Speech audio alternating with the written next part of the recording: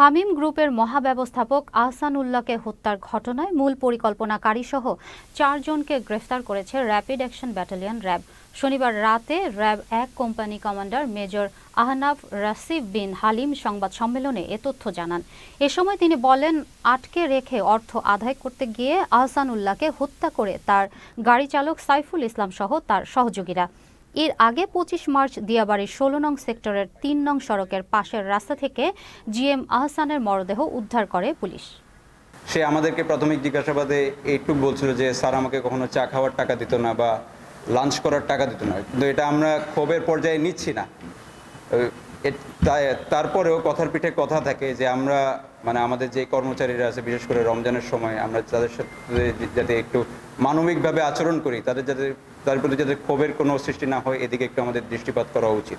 যদিও এত বড় অ্যাপয়েন্টমেন্টে একজন ব্যস্তই থাকে, তারও ব্যস্ততার পরেও আমাদের একটু খেয়াল করা উচিত।